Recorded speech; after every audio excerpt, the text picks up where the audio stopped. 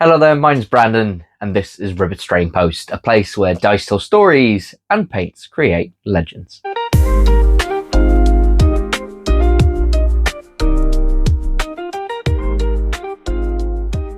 Okay, so welcome back everyone, and if you're joining us for the first time, welcome. In today's video, we're going to keep it quite simple again, just with a bit of a paint desk, hobby desk showcase. I'm going to kind of go over all the things I've been up to over the last couple of weeks since the last upload.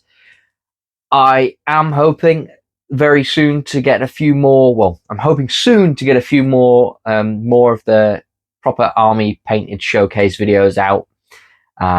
However, as I kind of mentioned last time, things are very busy for me right now. So these kind of hobby desk showcases are definitely the easier way to go, but hopefully they're enjoyable as well. If you do prefer the more kind of images and kind of close-up videos on the actual, with the kind of fancy background and things like that, and more of a voiceover over those images, please do let me know down in the comments if that's what you do prefer seeing, and I will definitely look at trying to get more of them done. But for today's video, we're going to look over what I'm painting at the minute, what I've got built over the last couple of weeks, and a couple of other things I'm working on as well. So join me over at the hobby desk and let's get into it. Okay, so welcome to the hobby desk. So as you can see, there's quite a bit going on right now. So I'm going to do a very quick roundup of everything that I've got done over the last 2 weeks. And yeah, let's jump into it. Right then, let's start with this guy. And this is my kit-bashed combi lieutenant. As you can see, he's in a bit of a different color scheme to everyone else. This is the old Badab War Salamanders color scheme. So that yellow with the black squiggly stripes all over him, which I believe is kind of look like salamander skin, like the actual lizard, which is really cool. But he's a really awesome model. I didn't just want to use the normal combi lieutenant because one, he's painted up as my flesh tearers, but also he also had a lot of Tyrannid bits, and I wanted this guy to be a bit more neutral. I mean, in the campaign we're doing right now, he's fighting against the Tau, so less Tyrannidy. And I thought, why not make a cool guy? I've had parts of this guy sat around for so long, like the body, for example, and even the arms were from an old Reavers kit, which has been sat around since like 2018 or something like that. But anyway, he's really cool, and we'll go into a bit more of a deep dive of who he is in a later video. But for now, we've got a lot to look at, so let's move on nice and quickly.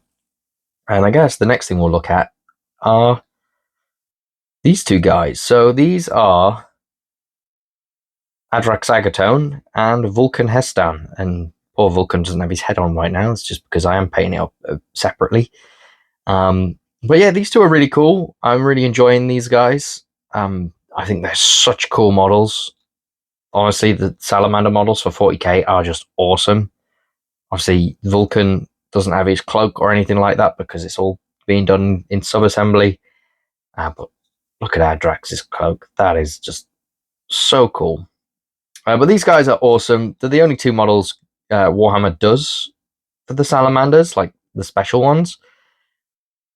But they are cool. And why wouldn't you want them in a Salamander's army? I think they also fit thematically. I know for the Forge Fathers detachment, Vulcan here just makes that detachment so much better.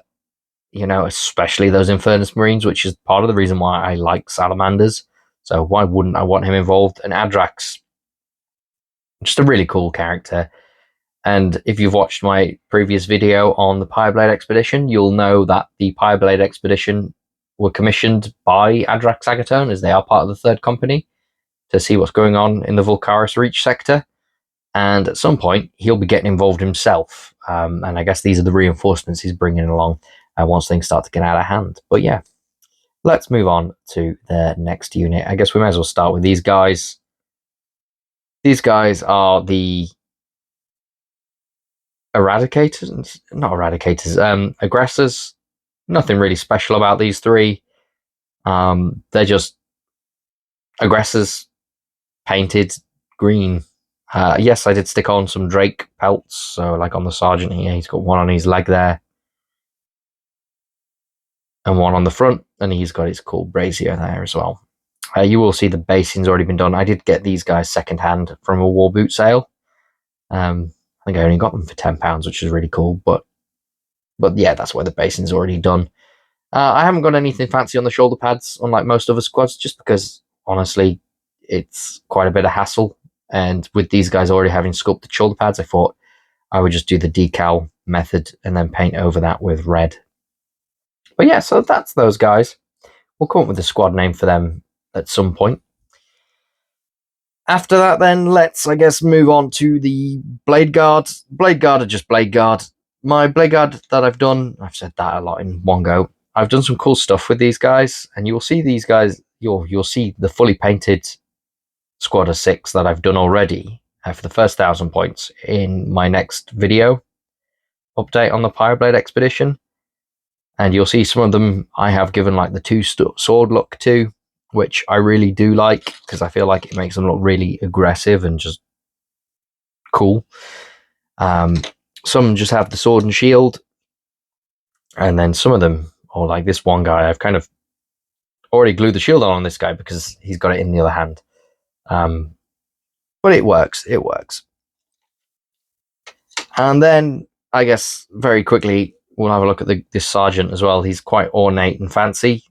He's got a Vulcan Hestan's unhelmeted head, because my Vulcan's going to have his helmet on over there. And so I thought, let's use this head because it's cool. But he's also got a cool helmet here as well. And I'm making this guy a bit fancier because this Blade Guard unit is the bodyguard to Adrax Agatone. And one other thing, actually, I will mention quickly, one conversion I've done on all of them, or one addition, is the cloaks on all of them. All my Blade Guard have funky salamander cloaks. After that, then, we have our Inferno squad. I'm not going to show these guys off too much. You've seen the first squad. It's pretty much the same, with the same 3D printed components, just to add that bit of flavor to them. This one's squad 2, so hence they've got the 2 on the shoulder plate. But yeah, really cool. Moving on from there, then, we've got 2 last units for these guys to look at. I guess we'll go with the drop pod next. I can't really fit it in fully, but this is just a drop pod. It's cool. It's cool. This is one out of the 2 that come in the box. The second one will get done eventually for the 3,000 point list, but for now, I just need the 1. And yeah, you'll also see I've done a bit of cool, my own salamander symbol that I've put on there, purely because the drop pod doesn't come with salamander logos. It comes with the Aquilas, and then it comes with 2 of each of the chapter logos that they have codexes out for, so Ultramarines, Black Templars, Dark Angels, and so on. But they don't have salamanders, which is really sad. So I had to do my own, and yeah, it looks cool. But then let's move on to probably what is my favorite unit out of everything I've got here, and that being this guy. Oh, he's chunky. This is the Brutalis Dreadnought. Let's actually take him off this stand. It might make it a bit easier to show him off. This is my Brutalis Dreadnought, and oh man, he is so cool. As you can see, he has got some 3D printed parts in the shoulders, the armor down here, the tabard, the main bulky bit. He's got 2 massive dragon skulls. I was only going to go with the 1 Drake skull, but I couldn't help but do 2. I thought he looked so cool. He's big, he's chunky, he's going to do damage. This list does have quite a few tanks in it. Or I'm planning on it having a few tanks. So I was tempted to add a Ballistus in, or another Gladiator, whichever the one with the laser destroyer is. And then I thought, oh no, let's just go with something chunky and close combat to help out with the aggressors and the Blade Guard. And this is what I got. And I'm so happy I went with this. He's so cool, and I can't wait to have him finished. So let's chuck that guy to one side now. So as you can see, a lot of these guys are already being painted. I've just got the edge highlighting done on pretty much all of them. Honestly, getting this green to this stage has probably taken me well, it's happened over a couple of evenings, and that's kind of it. So it's going along very quick. I will sink more time into these two because they are my funky characters and probably that guy. But yeah, so they are the Salamanders. So let's move on to the next thing I've got done. I'm going to quickly clear the paint desk and we'll be back. Okay, so we're back. So now you should be seeing, well, I guess a load of Khorne Daemons. These aren't, and I will say now, these aren't the official models from Warhammer. These are 3D prints. I can't remember the name of the guy who's designed these. I just like these ones because they're a little bit more up to date compared to a lot of the Khorne Demon range. I feel like these just look really cool. There's more detail on them. They don't look quite as derpy and as old as the Warhammer ones. I do hope they get an update soon, but I've got these guys not because I'm starting a Khorne Demon army, but because I am wanting for the Vulkaris Reach campaign to start moving over to the Armageddon Crusade, Warhammer 40k Crusade system, which includes demonic incursions. And I don't have many demons myself. My partner's got a few Slanesh demons, but I really like the idea of there being Khorne demons involved. So I went and found some cool files. I purchased the files, and this is what I've got. So these guys have been 3D printed, which is really cool. And yeah, I guess we'll dive in. So first we've got these guys, which I'm not too sure on what the demon guys are called. I guess these would be heralds of Khorne or whatever, or bloodthirsters maybe. I'm not sure. Just bigger Khorne demons, and they're cool. And then we've got 5 of the, I guess they're called flesh hounds or bloodhounds or whatever they're called. They're really cool guys. Nicely detailed. Whoever's done the work on these, really nice work. The bases that come with all these guys are all separate. I also worked to find the file. I worked to find the files. I found the files for these, and also did get those, and then just merged the two things together in the slicer software. But yeah, they're really cool. You've also got like just the bloodletters as well. Cool guys. There's the one with the banner who I really like. And then we've got, I don't know what this unit's called in game. I don't, like I said, I don't play them, but this guy is just so cool. I know he is a character model in the Chaos Demons army roster, but it slips my mind. He's really cool, and obviously he might spawn in as quite a powerful character with the Crusade stuff.